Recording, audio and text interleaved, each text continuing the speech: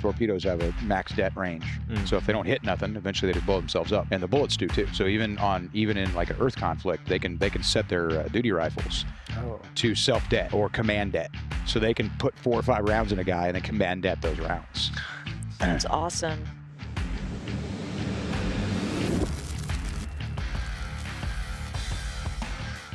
I just have a lot of fun writing, and I read this quote years ago. It was like this unknown quote. It's like, the person who doesn't write is cursed to live with his words in his head forever.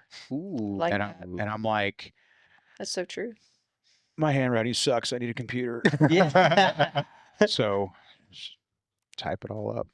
And were you always into, before you started writing, I know you started writing early, but since you were younger, were you always into sci-fi, like sci-fi books and movies and stuff like that? My grandfather, my dad's dad was a Star Trek guy. Okay, cool. And that's why it cracks me up, because I've been watching Star Trek my whole life. Yeah. And it's gotten better, but it's gotten worse. My favorite is The Next Generation, because if you watch the series, it's very methodic, it's very episodic. There aren't a lot of big arcs, but they're mostly addressing moral issues in almost every episode. Yeah. They're addressing human rights issues. They're addressing like what people today call woke. Yeah. And I'm like, bro, Star Trek has always been woke. Been doing that. Yeah.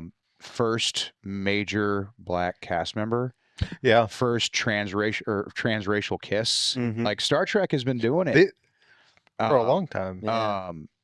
Interracial standards. They attack, because all Roddenberry did was he took history and put it in the future. And he's like, how would this go? And that's kind of like something I tackle in sci-fi as well, is my concept is the natural rights of artificial intelligence.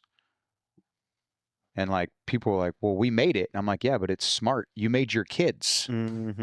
Do you run their lives forever? Yeah. Well, and I'm like, and let's consider the fact that the artificial intelligence is, well, smarter than you. Yeah. So how do you keep it as property? Well, because we made it.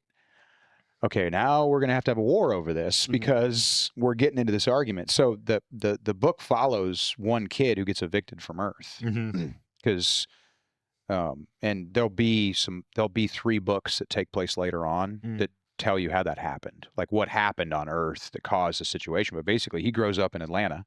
Yeah. And when he turns 17, he gets an eviction slip, random, and he's got to go. He can't stay here. This planet has a population cap. Yep. Because we got to keep the environment safe, and we got to make sure everybody has enough to eat, and we got to make sure we keep the water blue and the streets clean, and this is a perfect paradise, but you can't live here. So he gets evicted.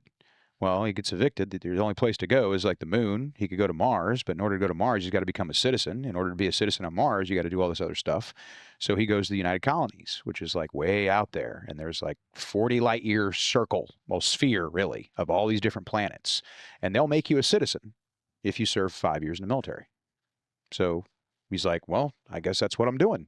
And his whole life growing up, he was fascinated by the Navy. The United Nations Navy. They got a space navy that just guards Earth, and like Sol, because Mars is its own thing. So he's got all the models, and like his room is full of them, and he realizes he has astrophobia, so he's terrified of vacuum. So he's not going to join the Navy. He's terrified of it. So he joins the Army, and you follow him through basic training. You start to see how big the world is going to get. And then he gets assigned to an Army destroyer. Because, the one thing it makes sense, but it doesn't, is why are we treating space like the ocean? So you always have navies in space. And I'm like, no, space is just territory. Yeah. So in my world, there's still Marines. Because, of course. But the Army in space does the same thing the Army does on Earth. It's mainly for long-term real estate control. So the Marine Corps, those are supposed to be your invasion forces, and then you have the Army that has special. So the Army in my universe has destroyers, and each destroyer has basically an adjudicator on it, a judge, like a legal corps. So it's the Army legal corps, and he's a judge. And what that ship does in peacetime is it goes to these different systems that are either commonwealths or under control, or they're just fringes of the government. And he shows up, and he's a magistrate. And he's like, all right, what do y'all got? And he's like, well, we've had 3 murders, 14 thefts, because in order to have, like, you need to pool a local jury for that. You can't have a guy murder a dude on this one planet and then ship him to another planet to have him stand trial, because that's not his peers. That's not a jury or peers. Yeah. Like, you need the local population, but you got to bring a judge to these mining colonies and things like that. And you start to see how messed up things are when, like, certain parts of capitalism just run rampant. So, like, because of the eviction thing, these companies will be like, hey, if you don't want to join the military, you don't have to. We'll get you to be a citizen. You just got to work for us for 5 years. So you have indentured servitude makes a comeback. Yeah. And then you have, like, religious deferments and stuff like that. But he ends up doing the army thing and then realizes that, like, some things weren't just chance. Like, it's possible that he got evicted on purpose because someone manipulated the system. Because they need not necessarily him, but they're looking for his mother. So he lived with his dad. His mother left. And his mother, not giving away too much of the first book, she's basically in charge of an army that is attempting to destroy all artificial life.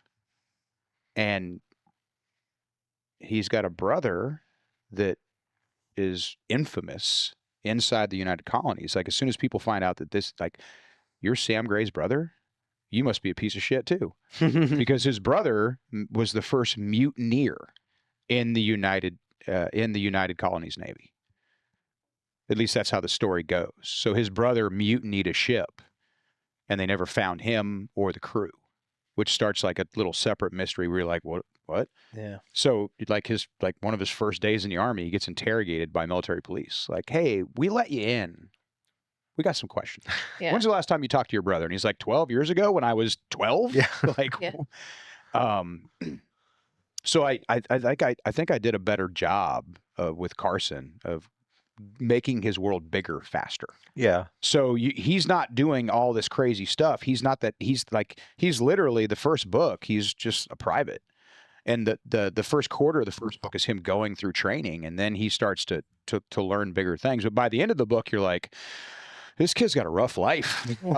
And then you got to introduce other characters and see how they connect. Because basically, he gets befriended by, like, there's a custodial AI called Monitor, and Monitor monitors all the soldiers and does a bunch of other stuff too.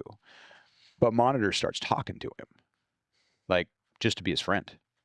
And then he finds out that Monitor's talking to a few other people he knows too. And then it gets revealed throughout the next books, like, why Monitor starts choosing. And I like working in threes. So I've got 3 main characters. Carson is the main character, but I've also got Rones, and I've got another character.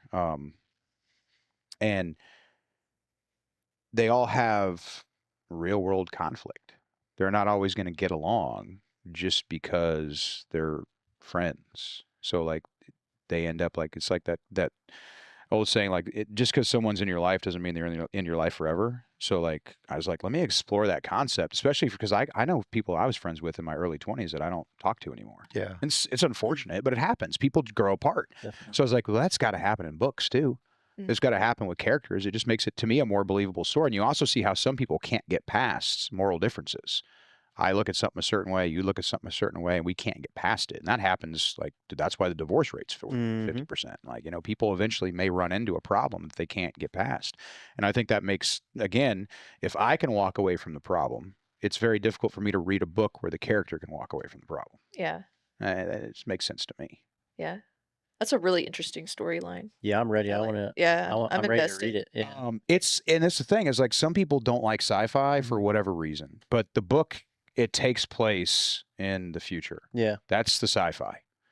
The rest of the book, and there's obviously AI. Yeah. But the rest of the book is really tackling, like, the issues of coming of age, of service, of natural rights, and what are you willing to sacrifice to basically say, this is my moral stance, because people don't share the same value systems. And then you start to see, like, all these other sides, and you get an idea of, like, how governments would develop if they had unlimited resources.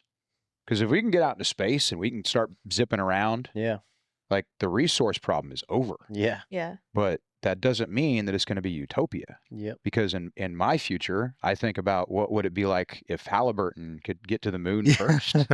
I guarantee you, if Halliburton could get to Mars, they'd be like, it's ours. Yeah. Whole planet. Yep. Yep. So in my future, you have like there's this company called Parsons, and they sell planets. That's their whole thing. They get there first, and they have the basically the laws in the parliament were written a certain way where they have to meet these certain criteria, and then the whole planet is theirs. So then they're like, we've got this planet, it's fixer upper. Yeah. But here's like all the natural Great neighborhood. resources. So you've got uncontrolled strip mining, and you've got mass manufacturing problems. You've got planets that are literally just military machines, and all the planet does is produce weapons. And don't they need a lot of ice, like in this world? Like, well, you wouldn't. Well, if you think about like when we colonize our solar system, we're going to need a lot of ice because there's no ready-made planets except for this one. So if we live on Mars, and technically terraforming, it might be possible, but it's 70, 90 years. In my future on Mars, it has been terraformed. But I went a different way with my Mars because like it seems like every sci-fi that has a Martian population, they're always like a badass military. In mine, it's the Mars Technological Collective. They're just a bunch of fucking scientists. But scientists build badass shit. So they're like, throw a nuke at us and we'll just swat that shit out of the air. Nice. We have so they have a bunch of defensive networks, and you learn as you go through the books, you start to learn that they have the most comprehensive network of spies. Yeah. So they're very defensive in nature. So, but yeah, you need a lot of ice. And I talk a lot about that in the first book because it's like how I just think about how would the Army really be? Well, United Colonies got kicked off Earth. They started the country. Well, they probably would have some kind of training near Earth because that's where because everyone came from Earth. There are no other, like even 2,400 years in the future, everyone could probably still trace their lineage back to Earth because every human came from Earth at some point. So they do all the training on Titan.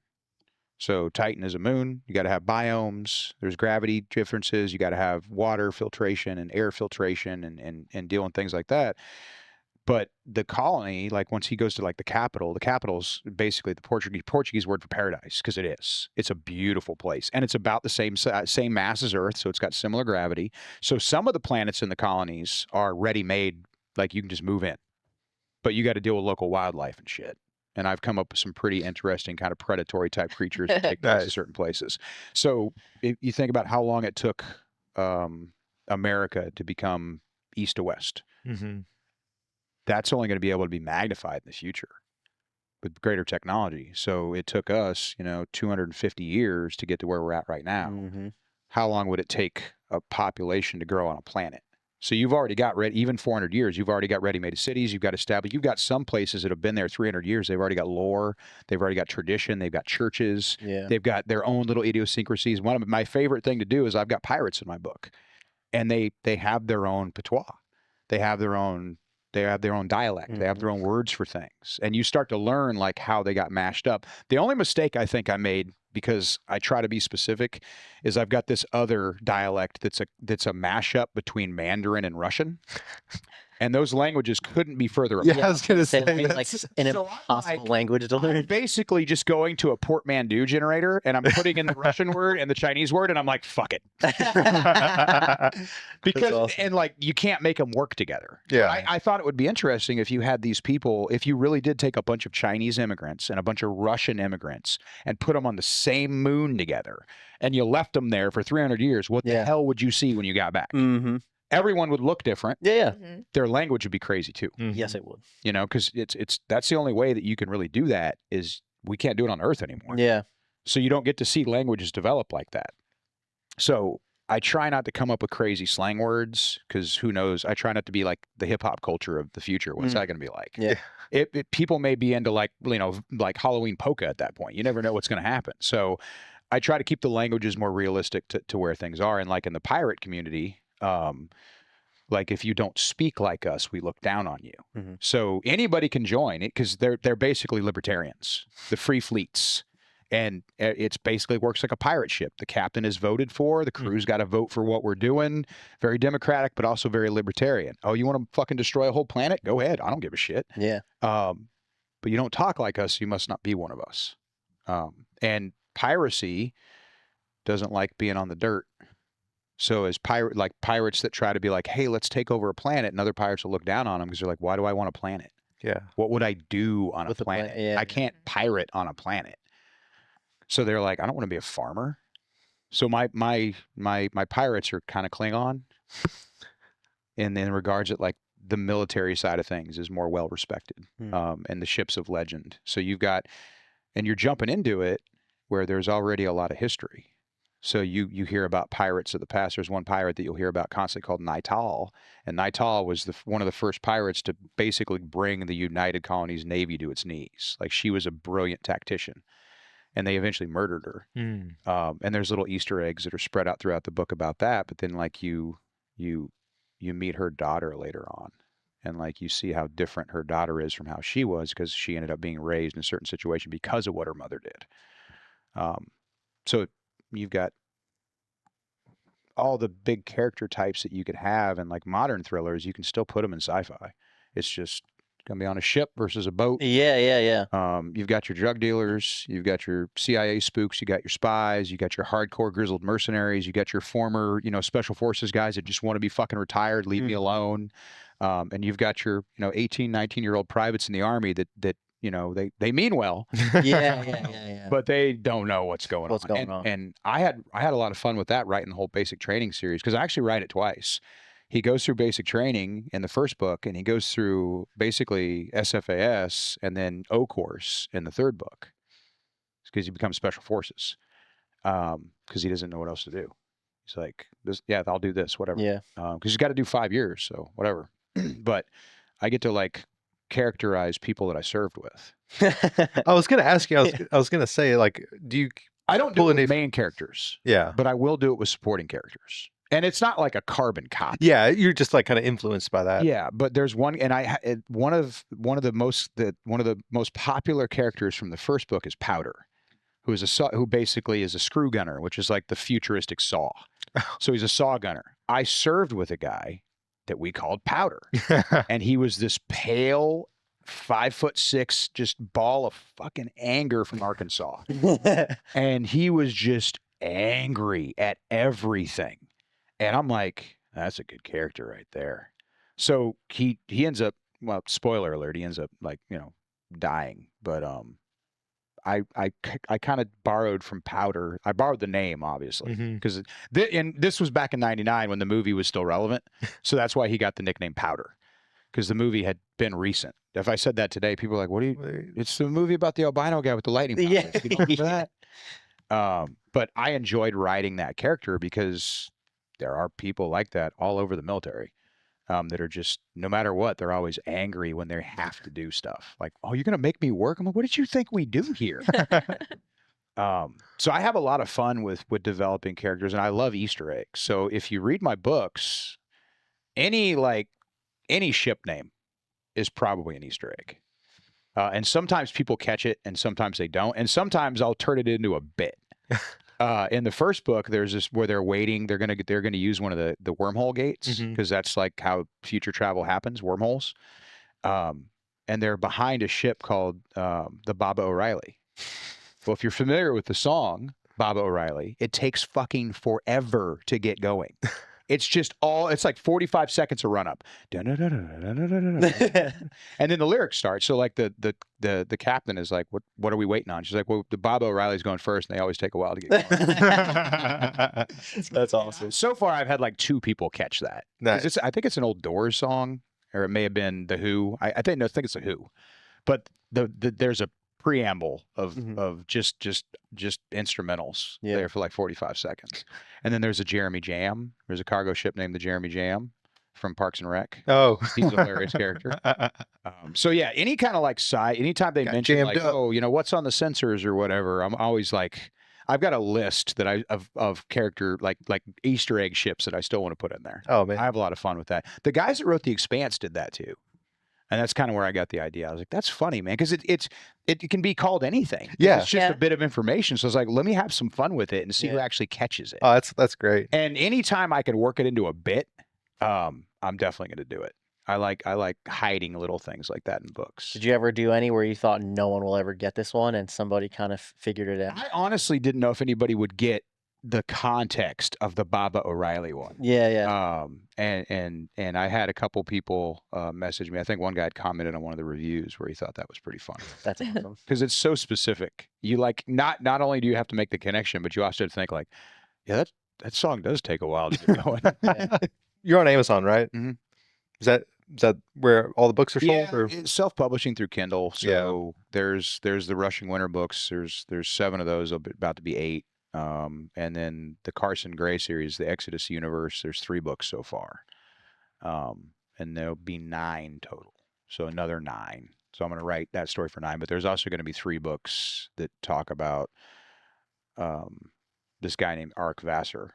And Arik Vassar gets mentioned a lot in the future. But by the time the future happens, they know him as Azimuth, because he's like, and this is going to be kind of, I like being able to do this because it's not like just a cheap flashback for more money. Like you start to learn like how certain things happen, like how did the eviction start? How did the colony start? So this book will go back and follow Arik Vassar's life from birth to death, or birth to Exodus, because he becomes like the first human hyperintelligence. He basically creates artificial life, and in so doing creates artificial DNA, like sentient, the ability, they call them etheals. So that's what that's like the species. Some people call them science machina, science machina, and then they prefer the term etheal because it's different language, different translation. So he grows up, his dad works in like computer science, his mom is a quantum physicist. And long story short, he goes from being Arik Vassar to being this hyper intelligent hybrid name that everybody calls Azimuth. And he leaves Earth, and Earth tries to stop him from leaving.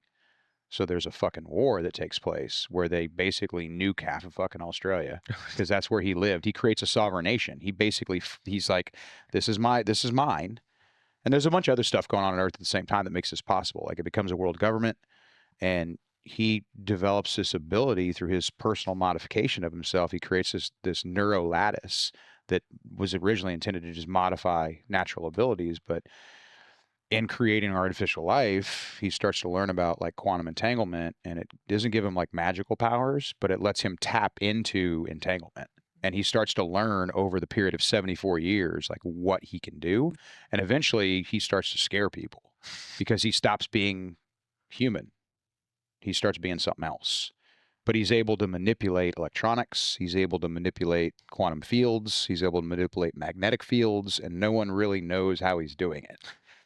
So they try to kill him a bunch of times, and that never goes well. And he eventually, like just out of like a self-defense type situation, he figures out that he can kill people.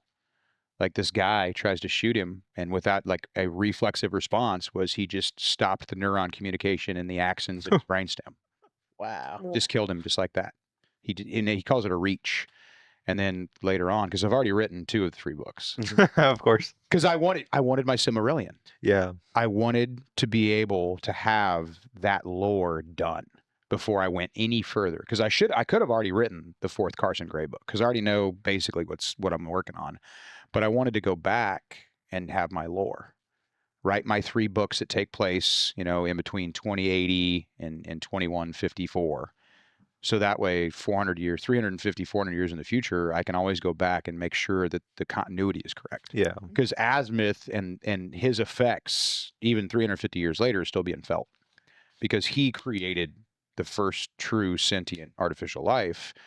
So he's like the father of it. And in so doing, created a religion on accident. But that religion is a major military power in the future. And that starts to become part of the story. And there's a little bit of mysticism involved. I'm having a lot of fun with those books because they're not as sci-fi. They take place just in the future. Yeah, they're not too distant future. So you talk about electric cars and like flying super cool VTOL aircraft. But like there's a little bit of space travel here and there. There's some, there's some orbital weapons, but it's not really, we're out in space. It's like this guy just basically said, this part of Australia is mine. Try to take it back. You weren't using it. long story short, he negotiates his way through a bunch of situations, and that book is really political. Those 3 books are going to be very political because they talk about how it'd be completely feasible for this to happen. They keep pushing this kid. So it was interesting for me because the first book of that, I'm going to write it from, most of it's going to be written from the father's perspective because Arik is still like 1, 2, 3 years old, but it sees like how his whole life gets influenced by good intentions, bad intentions, indifference, and just the outside world feeling like, well, you're smart, but this guy, we need to make sure we have an equitable situation. And he's like, equal outcomes can't be guaranteed. And they're like, well, we are going to try. So you think about how like some of today's political opinions are, well, everybody deserves an equal outcome. It's like, it's not realistic. Everybody deserves an equal opportunity. Right. But even then, let's be realistic. Yeah. Should you let a 5'2" guy try out for the NBA? Odds are kind of stacked. I mean, if there's time, but he's not going to get an equal outcome. So those books are going to be basically kind of shape the core of the technology. Because I had one guy ask me, he's like, why don't more of your ships have like laser guns and stuff? He's like, you're still using like ballistic weapons and chain guns. And like, well, in the future, we're going to have all kinds of different stuff. It's like, I don't know, man. The 1950s thought we were going to have some cool shit that we don't. Yeah. Right. I was like, there's a reason for that. But I can't tell you because I have to write these books first. And basically the reason is like, once you start using artificial intelligence to do certain things for you, you don't want to give it too big of a gun just in case. So like lasers would be super dangerous in space battle because it just keeps going. Yeah. Yeah. Right? And if you get into a battle and orbital situation, like where's that laser going to go? So they use, torpedoes, and the torpedoes have a max det range. So if they don't hit nothing, eventually they just blow themselves up. And the bullets do too. So even in like an Earth conflict, they can set their duty rifles to self-det or command det. So they can put 4 or 5 rounds in a guy and then command det those rounds. That's awesome. Or they can have the mean distance. It's like, I have an acronym for it, but basically the bullets are self-sharpening. They're similar to like depleted uranium. So on board a ship, they can set them to basically harden. So they're almost like ball ammo, so they don't overpenetrate. So they're not like they won't go through a guy and the outside of the ship and create a vacuum situation. But sometimes they punch holes in the ship on purpose. The funnest thing I've had because I try to write my battles as authentically as possible, my fights as authentically as possible. But you got to think in 3 dimensions. Because in my future, there is no magical gravity on the ships. They work up to thrust gravity. Have you seen The Expanse? I don't think so. So a TV show called The Expanse, and it's hard science fiction. So they deal with thrust gravity. So they didn't the authors didn't want to create a magical like dampening field or something like that. So in my books, like for high G maneuvers, they use basically a golden ratio liquid, which is similar to the density of water, but it's breathable. So the fighters, if they use fighters, or the little pods that the bridge crew is in, and some ships fill the whole cabin, some don't. They just basically go on air. They breathe through it, and they fill this cabin with this water dense material so they can handle more Gs. But out of Gs, or out of the fluid, like if you're fighting on a ship, the ships have to be built for thrust, but they're also built for landing on planets. So sometimes the room you're in is sideways. So I've had to draw a lot of stuff. Like it's coming in here. Yeah. It would look like that. And I use the program Blender for 3D modeling. And I will actually 3D render all my ships. Dude, that's awesome. Which is, sometimes it's like, oh, I only got to know what it looks like on the outside. But I've literally got into crew compartments and I'm like, how would this look? And would this make sense? And is this feasible? Going back, it would have been way easier to be like, thank God for the gravity device. Like, but I just feel like that's taken it. We're probably never going to create in any lifetime, anytime soon, create a device that generates gravity. So, I guess you make the ship spin a lot, like a planet does. But then the ship would have to be really big, otherwise people are getting really sick. Yeah. Yeah. I think it's just such a cool your approach to writing and sci-fi in general is so cool because I didn't grow up into sci-fi. I've never really been into it, but the way that you write and explain it and go about it, it makes me like Makes you excited about I do it. like sci-fi. You know what I mean? Honestly, I think some people have just watched bad sci-fi. Yeah. Yeah. And I think that's the case with And me that's as well. possible. There's some things that are out there that are like really good sci-fi, but they don't have a good like reputation, or they don't, or not a good reputation, but they're not well known. Yeah. Like there's been some great shows that weren't like sci-fi was just like the environment it took place in. Mm-hmm. But the show was like Firefly. Great show. Mm-hmm. It's a space western. It's not even sci-fi. It's just cowboys in space. Yeah. And it's a pretty interesting approach to that. And there's other like I wasn't really big into like fantasy horror, but then I got into supernatural. And I burned through 15 seasons like that. Right. Same here. Same here. What my boys doing today? And I've gone, that's like they were on that show was on the air forever. Yeah. We don't get shows like that anymore. Now we're like, hey, every 2 years we're going to give you 8 episodes. Yeah, exactly. You're going to like it. Yeah.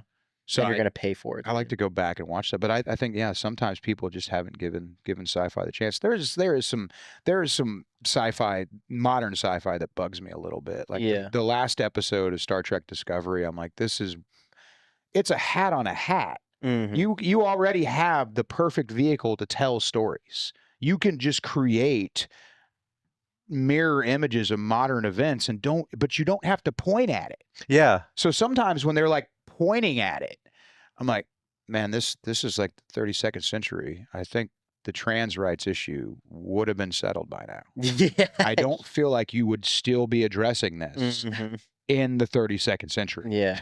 Yeah. I feel like that's more unbelievable than this guy teleporting into the room. I feel like we would have handled that by now. Yeah. We can teleport, but like we can't. Once we have different species, like, oh, his genitals are in his knees, I think that issue's going to be dead anyway. Yeah. It's like, exactly. Can we breed? I'd like to try.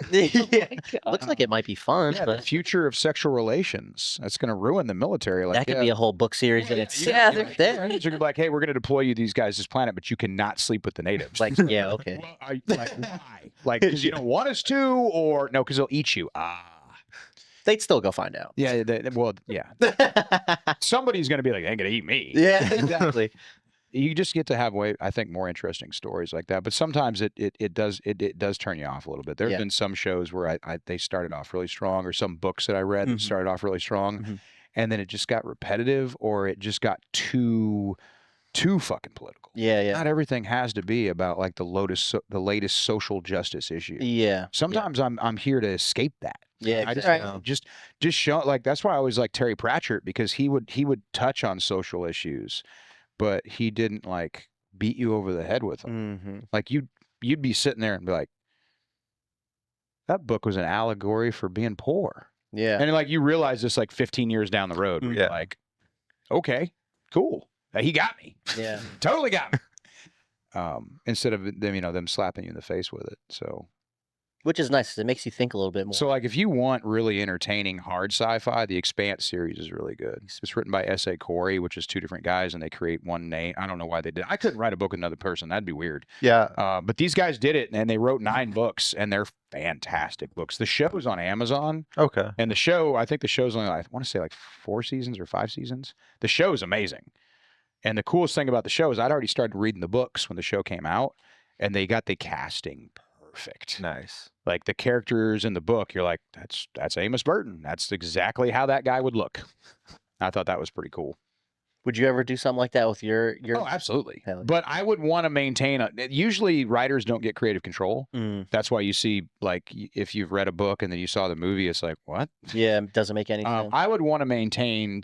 I would try to negotiate for some kind of creative control. Yeah. Or I'd just be like, well, this happens to every other writer, so just can I get my check? Yeah.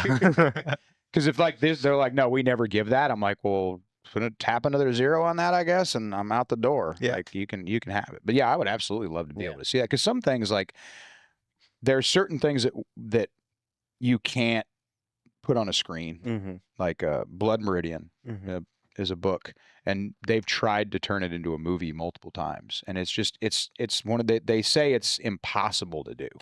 Eventually, someone's going to do it. Yeah. But it's going to be the most violent first 15 minutes you've ever seen of any movie, and it's probably going to be rated NC-17. Sick. That's why they haven't been able to do it. but you can't have the whole book Mm. without what takes place throughout the book. So Yeah. you got to be careful what you cut up. I think about that. I'm like, but there's certain things that you can do in a show you can't do in a book. Mm-hmm. Because I'd love to be able to show the ships and the Yeah. armor and the way that like the interactions happen between the humans and the AI and like it's not an astral plane, but it's like a quantum entanglement kind of thing, like how they're able to communicate with each other and how there's a visceral emotional reaction to that. I use colors in the books to represent it. Like you can kind of figure out what an Etheel's thinking if you can see them. And like their lattice, which is basically like a, kind of like picture the brain, but like made of like infinite angles, like colors will trace through it. And like eventually you start to learn what the colors mean, and you have an idea because they have emotions, but they're higher order than ours. So they still feel hate and anger and love, but they're also constantly objectively thinking, and they're constantly going through recursion. So they're constantly trying to self-improve. But yeah, long answer. No, yeah, I think being awesome. able to show that stuff, Yeah. a TV show would probably be the best because you're not the movie. You'd have to cut so much stuff out. Yeah. Well, if you ever write a sci-fi book and you need an actor has face tattoo, Yeah, there you I'm go. in. For real. No, tattoos are a very prominent part of my books. In fact, there's one whole sect of characters in my books that have like biomedical tattoos. Yeah. That are they're reactive to certain environments, or they provide certain advantages, and they're basically like a status symbol. Yeah, that's what my mace is too. I just don't tell anybody that. Exactly. It's futuristic. Yeah. That's pretty hardcore getting a mace on your head, though. I saw that yesterday at the store, and I'm like, Sometimes all right, man. I have not liked anything enough to get it tattooed on my head. My wife just got her hands done. Yeah. I don't like anything enough to put it on. I put my wedding ring. I was on gonna my say head. yes. Yeah. Oh, the wedding ring. Yeah. Which is always a hilarious conversation with some FUD at like I got Tennessee Volunteers. that way. This guy, I was at Chick-fil-A, and I usually don't go in, but I did. And there was this older guy, and I just assumed he was a boomer. He was old enough to be one. Yeah. But then he opened his mouth and removed all of it out. He's like, and I was wearing a suit, and I would just where I was holding the bar, he couldn't see that. Yeah. So he just assumed that was like the only tattoo I had. And I'm like, wait till I check my watch, bro. Yeah. But he's like, that's a damn shame. Them things are permanent. And I was like, bro, it's my wedding ring. I think those are supposed to be permanent too. Exactly. Yeah. And then I like looked at the time, and he was like, Yeah, take- tattoos are fun. yeah, I've been working on it for a while. Not, it initially they all had meaning, and now I'm like, Yep. let me get a little ghost that says, well, shit. Yep. That's how it goes, man. That's how it goes. Eventually, you run out of meaning. Yeah. You just got to you start getting shit you think looks cool. Exactly. Like I got a huge Lycian piece right here, about 12-hour session. I ain't never doing that again. But I just thought Lycians were cool. Yeah. Rip it, So, man. I was like, let me fucking. I am deathly afraid of like tattoos. But I found out that I did it at a tattoo convention, and we did it 2 days in a row. And he entered the tattoo in like the best work of show. And Yeah. won. And Oh, shit. That's I awesome. didn't get anything. You never get anything. You get a tattoo. Yeah. The tattooer gets money, a The trophy. tattoo- Like, I got nothing. I was like, so wait a minute, I could be at home right now. Yeah. I've been waiting here just for this, Yeah. and I don't even get a soda. get a fist bump. Thanks, dude. Yeah. And I was like, why don't you guys have a category for best healed? And I'll Yeah. be back next year. Yeah. Yeah. Seriously. I haven't been to a tattoo convention. Dude, it was I sat for 2 days, 12 hours total. While I'm sitting, my wife is disappearing for an hour, 2, 3 hours at a time, coming back with more tattoos. Yeah. In the period that I got one, I Yeah. think she got like 5. Oh, wow. Because she's mostly finished. Like her legs are almost done. So she's just filling in those little spaces you end up with. So she's like, get a little Pikachu, and then she went and got like one of the ghost nurses from Mario. Because she's the same thing. She's like, I got all my meaning pieces done. Now I'm just getting shit I like. Yeah. And I'm kind of the same point. If I could go back and do it over again, I probably would have put all the lore on one arm and something else on the other one. Yeah. Like I didn't start getting color until I got up here. Yeah. And then I got one side of my ribs done. Ooh, the worst. I don't think I will ever get the other side done. No. Because I remember what that feels like. Nope. And it was the only time I'd ever had to purposely stop a tattoo because it hurt so bad. I was like, I'm good. Now they got all these creams. No, that's off limits. and No, you can't do sprays. that stuff. No, man, I put my time in. Yeah. No. Yeah. Next time I get work done, I am. You're doing I it? should have numbed up for that. Yeah. I've got hundreds of hours of work. Yeah. Just raw dogging it. Yeah. I'm gonna go back and get another tattoo without being like, I'm gonna get some nummy. Yeah. In fact, I'm gonna pre-apply. Yeah. And when I get in there, I'm You gonna want can. them There's to guys apply. that like put the cream on and saran wrap it before a few hours before they go. So then when they get there, there's this. Yeah, you do that with laser hair removal. Too. Yeah, there was this tattooer out in California that like he'll put you under. yeah, they do that now Oh, too. Like, shit. if you're getting Under. a full like Yeah. back And they'll piece do or your something. whole body at once. Oh, You're wow. done. Hey, Yeah. I got a tattoo today. What'd you get done? My whole suit. Yeah. Which is Yeah. like, but I mean, it costs. Oh yeah, you got to be super rich, but Well, and then there's like 5 artists working on you at the yeah, same it's- time. And, Oh, wow. no thanks. But you're just done. Like they'll just do your whole body. Yeah. And Yeah. I can only You imagine. wake up and you're like, oh God, this. Like your whole body would be like. Yeah. Like, Yeah. it'd be like a sunburn. Basically. Yeah. It's kind of how it feels. My dad just got his entire back blasted, and he said he's head to toe, I don't know And- if I'll ever get my back and done. he said it was by far the worst. Yeah. I wonder how that heals, because like, You gotta be careful with it. yeah. My, Horrible. my wife, she did not all of her back is done, but she's got a big core of it finished. And I was the one having to do the Yeah. aftercare because she can't get to it. Yeah. And I'm like, well, I can't even see it, so why do I care? Yeah. I don't know if I'll ever get my back done. I'm still trying to finish my legs, but every time I have to be careful getting tattoos because I'm on the road all the time. Mm. Yeah. And like, I'll get a tattoo, and then like when I first got these done, they were done with a white ink, and I immediately taught 2 days on the range in the summer, and they never showed up. Yeah. Like even with sunblock, like it cooked the ink right out of them. Oh, wow. So I crazy. had them went over with that ink, and I just kind of because the white ink you could only notice it if you're paying attention. Mhm. But whatever. I worry about that Yeah. because now if I get my leg done and then I go teach a class in June, like Yeah. is sweat going to be a problem and like aftercare and all that? Yeah. So I've gotten pretty lucky. I used to be a structural welder, so when I got my hands and my head and stuff done, it was like back to welding the next day, and it was like, yeah. see what happens. What I'm trying to do is like let me get the tattoos in like the fall and winter. Yeah, It's easier to protect them. definitely, So definitely. got that going for me, I guess. Yeah. Yeah, I'm scared to start my legs, man. I got little ones, but for some reason, I don't My know. thighs are almost done. I haven't started on the calf. Yeah, the yet. thighs, dude. Oh man, I've waited so long since my last one, where it's like you get one that's like my head pieces are pretty bad, but it's been like a year and a half since them. You kind of forget what it feels like. Exactly, and I'm like, oh man. The only tattoo I remember is the ribs. Yeah, Like if you're like, hey, did it hurt there? I'm like, I don't know. yeah. Maybe. Mm-hmm. I need to get a tattoo my wife's gonna do behind my ear. Nice. I'm gonna get the little like muted microphone Yeah. because I have really bad hearing. over Yeah. here. So that's probably gonna be the only head tattoo I ever get. Yeah. Is I'll just get the little muted mic behind my ear. That's a good one. It's a good I idea. think so. Yeah, and that's I a- think people will get it. They'll be that's a like, real "Oh, why good don't you go idea." on the other side. Yeah. 'Cause, like, the hearing on my right side is not good. Yeah. And I'm preserving what I have left. Mhm. But we lived in Atlanta. We had the house had 12-foot ceilings, so every room was very cavernous. Mhm. Yeah. So I watched TV with headphones on because if I turned it up too much, like it would combat with sounds around the house. Now at the new house, we have much more normal ceiling Mhm. heights, and I don't have to wear the headphones anymore. But sometimes I'll be places and somebody will be talking, and their voice is like just the right pitch Yeah. that I can't hear them. So they're talking to me, but because of the ambient noise, Yeah. I can't hear them. And I'm like, can you put some bass in your voice Say it with your chest. or speak? Yeah. Yeah.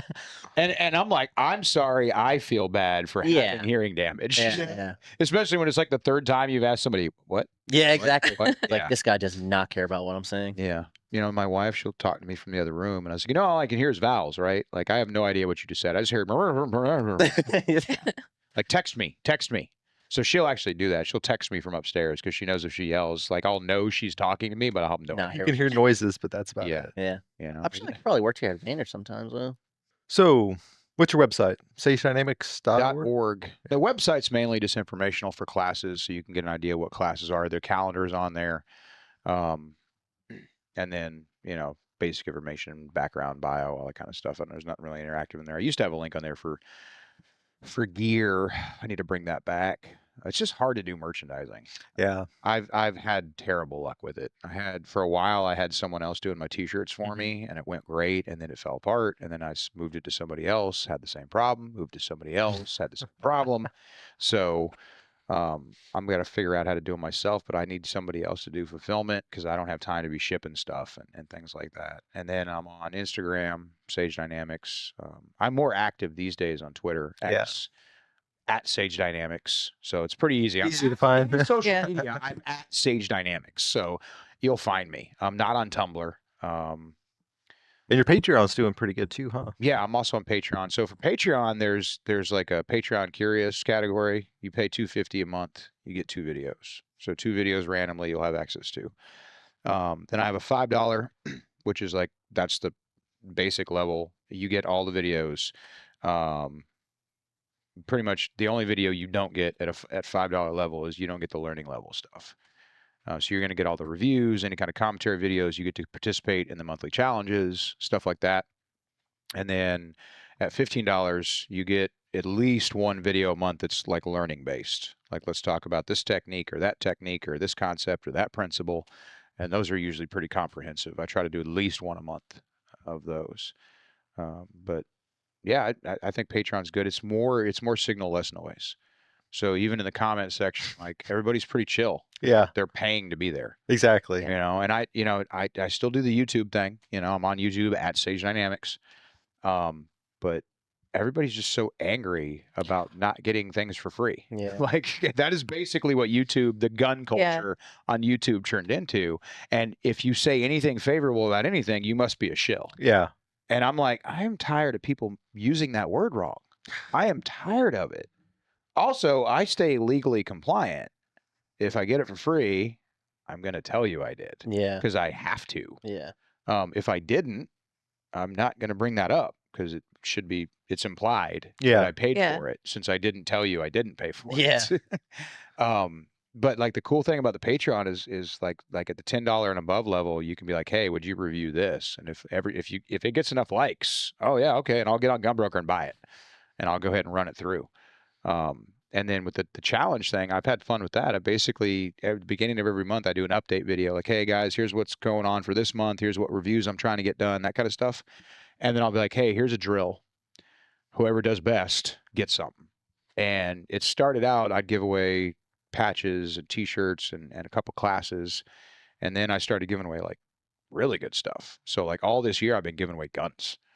I've done an Agency Arms Glock. I've done a Sons of Liberty rifle. I've done a Langdon Beretta. I've done a Glock 34, SIG P365. I've done an FN 510, an FN Edge CC, Beretta A300, like just 12 months of guns. I'm just doing some like mental math here. That's some big figures.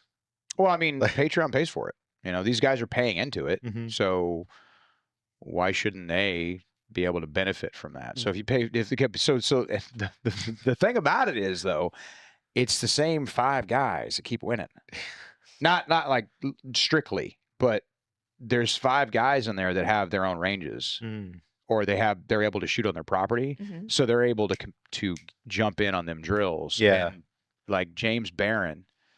I don't know if you know who that is. He's one of my alumni. He's a dentist in Georgia, but he's also an amazing shooter. He won like 3 times in a row. And I'm like, I'm not going to tell him he can't do that. Yeah. But I'm almost like, hey, bro, can you let somebody else win for once? Lean back for a minute? Come on, Tom Brady. Let somebody else have a shot. Can you just chill out?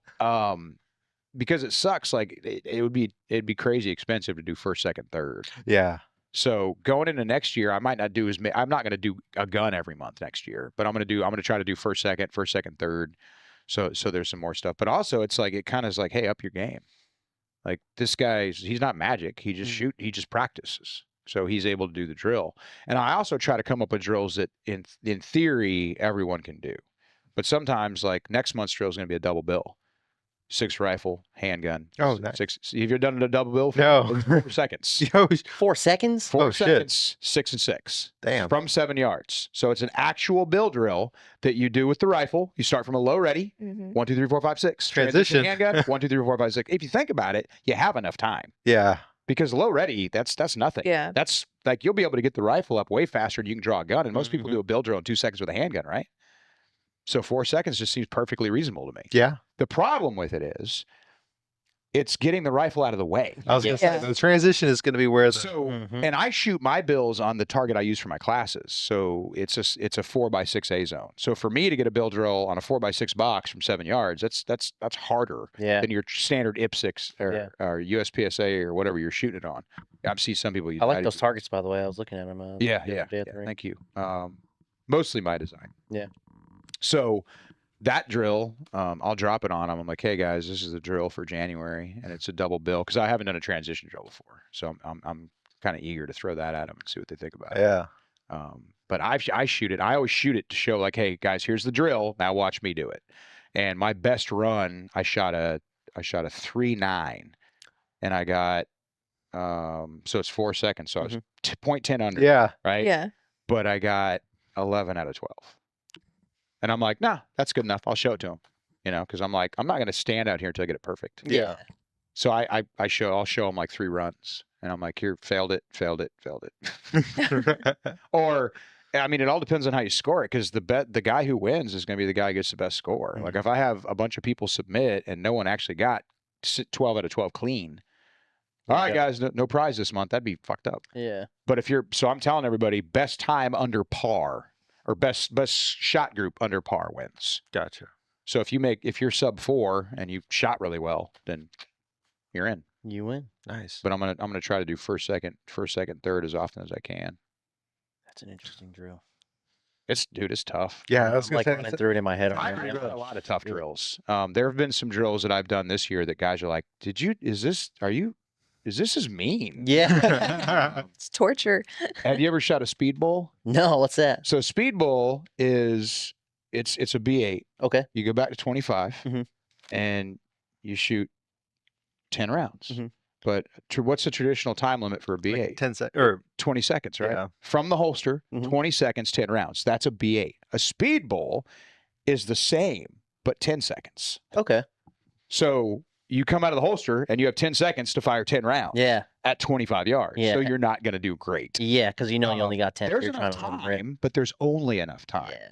I do a drill called speed bowl +2. Oh man. Now the difference is you start from a sight picture. Okay. But you have to fire 10, reload, and fire 2 more. It's just mean. Yeah, I was gonna... It's mean, but it's possible. Yeah. Barron did it, and he shot I think he shot like an 80 something. Oh wow, nice. But he probably did it until he couldn't not do it. Yeah. Because he's like, I got dentist money, and I ain't got nothing to do today. Yeah. So I'm gonna go out there and shoot this drill 1,000 times. Yeah. I think what this month's drill was. I've done some grip confirmation drills where guys got to same thing on a speed bowl 25, and I made them do it. It's got to be a micro 9. It's got to be like a 365 XL or a reflex or something like that. It can't be a macro. It can't be a fuse. It's got to be a compact gun. Yeah. And I had them coming out of the holster on a B8 and doing 1-2, and then 1-2, and I think I was doing like a 1.5 par on that. And then I've had them do the Eleanor drill and some other stuff. And some of the drills are just stuff that I don't even know what the name of it is. It's just something I've been shooting forever. Yeah. Like the bill drill, the double bill. Yeah. I had a SWAT instructor that would have us do that all the time. And we do 6 transition 6, and that was before I even knew what a bill drill was. Yeah. I just think he came up with a round count, and then when I got introduced to the bill drill the first time in a class, I'm like, oh, I'm going to call this the double bill. And I got a fatigue drill. It's supposed to be 15 reload 15. But you can also do it as 10 reload 10. So you play with the par. You start from a sight picture, 10 yards, 15 reload 15, 10 seconds. It's doable.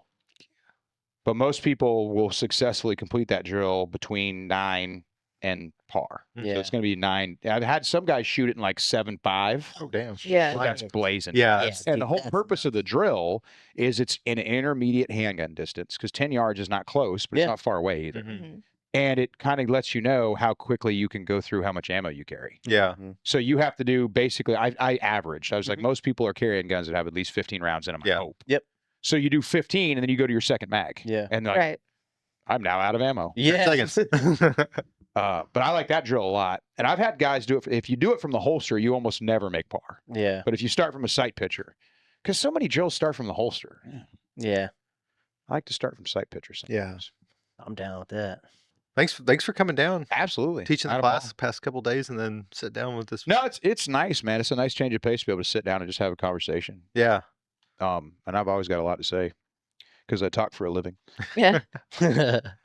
And then I'll immediately go back in introvert mode as soon as I get out the door, and I'll scurry back to my hotel room and get Uber Eats, and nobody will see me again until I have to drive to the airport at like 4 a.m.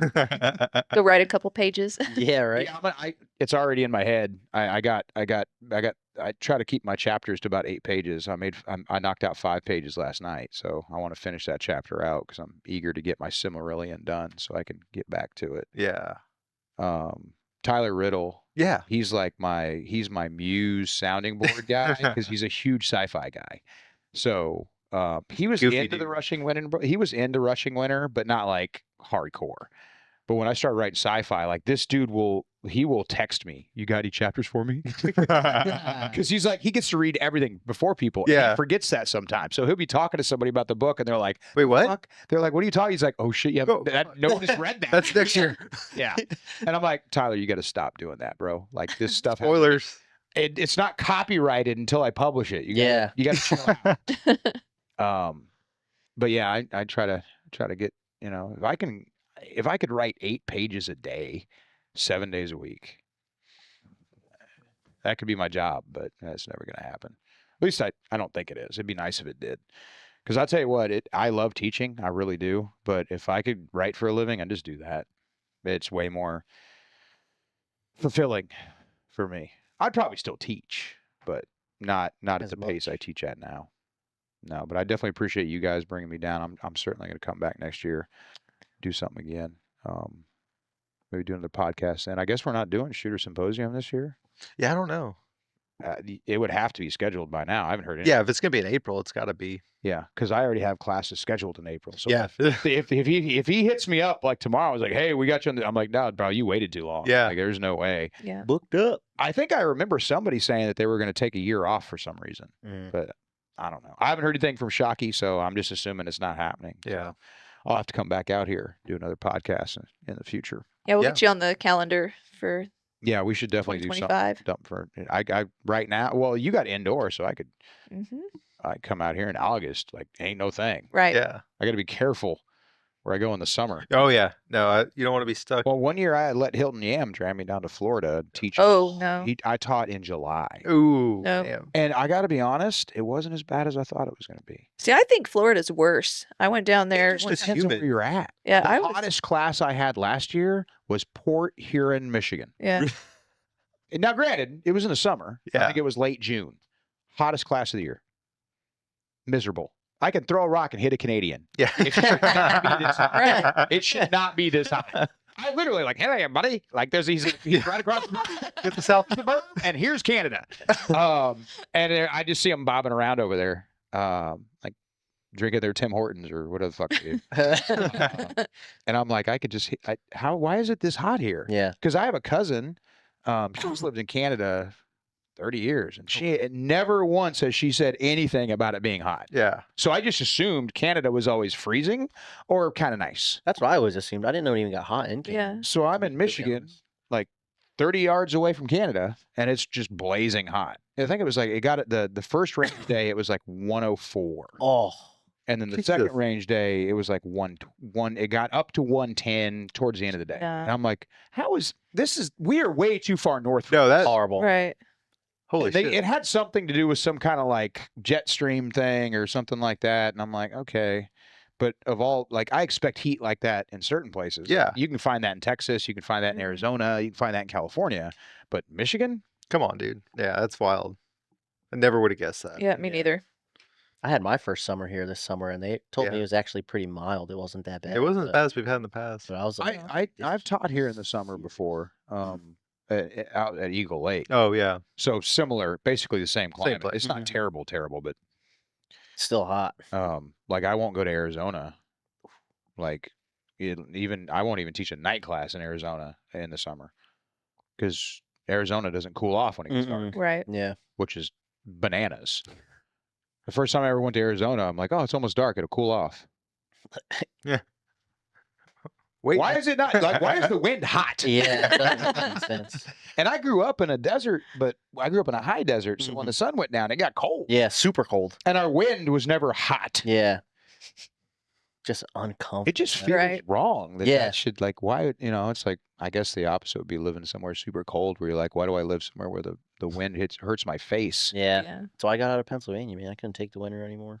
Yeah, Pennsylvania winters can be pretty rough, and depending on where you live in Pennsylvania, you live in Pennsylvania. Exactly. Yeah, Exactly. there's some places about Pennsylvania that I love, but Yeah. So key takeaways from this podcast: go check out his books; they sound pretty cool. The Carson Gray series is really nice. I've been enjoying that one. The Fortunate Son. yeah, This is the first book in there. And then the other takeaway is fuck Michigan in July. That's That's right. right. It apparently That was gets a hot late as hell. entry to this, but yeah, don't go to. I'm not going to Michigan in July. It's Right. it's too humid, too hot, and Unless you're going to throw it rock doesn't. Well, and again, that could have it could have just been some freak occurrence. I think I got a class coming up in Michigan again next year. It's probably not going to be like that, but we're going to find out. Yeah, report back. Well, cool. Thanks for coming down. Absolutely. I had a blast. Good talking to you guys. yeah, man. Good It's fun. Nice questions. talking to you too. And I'll go in depth on stuff I like. You started asking me about like boring stuff, I probably wouldn't have had much to say. Well, thank y'all for watching. Thank you for sticking around and checking us out. Like, subscribe, comment, all that stuff. I'm not really sure what to say, but just Do share it all. Do it all. the Yeah. things. Do You know do what's the going on. Do the it's stuff. social media. Y'all know what to do. Yeah, your stuff. Y'all are smart. But yeah, thanks for watching. We will, I guess, see you next time.